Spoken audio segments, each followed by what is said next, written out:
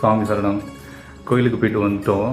ஆக்சுவலாக உச்சிப்பிள்ளையார் கோயிலுங்கிறது வந்துட்டு ரொம்ப சின்ன கோயில் தான். எனக்கு தெரியல, அது வந்து மெயின் ரோட்லேயே இருக்குது. டெய்லியும் அந்த ரோட்டை தாண்டி தான் மற்ற எல்லா கோயிலுக்குமே போய்கிட்டு இருந்தேன்.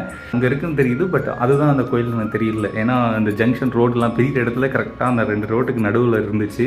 கூகுள் மேப்பில் பார்த்தோன்னா என்ன ஆச்சுன்னா, திருச்சியில் இருக்க அந்த மலைக்கோட்டை உச்சிப்பிள்ளையார் கோயில் அந்த ஃபோட்டோஸ்லாம் வந்து போட்டிருந்தாங்க. எனக்கு கன்ஃபியூஸாக இருந்துச்சு. சரி இங்கே போயிட்டு பார்த்துருவோம் என்ன கோயில் தானேன்னு பார்த்தா, ஆக்சுவலாக பெருசாக கோபுரம்லாம் இல்லாமல் மேலே படிக்கட்டெலாம் வச்சு மேலே உயரமாக வச்சுருக்காங்க இந்த பிள்ளையாரை. இங்கே இருந்தாலும் பிள்ளையார் தானே, ஸோ முதற்கடவுள் அவரை தான் முன்னாடி போய் பார்த்துருக்கணும்.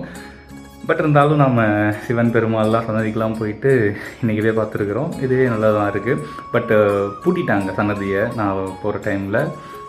இருந்தாலும் வெளிலேருந்து பார்க்குறதுக்கு வாய்ப்பாவது கிடச்சிச்சு. அதுவே போதும். நாம் வந்து நாளைக்கு வேறு ஒரு கோயிலில் பார்க்கலாம். நம்ம ராசிக்கு என்ன போட்டிருக்குன்னா எதிர்ப்பு.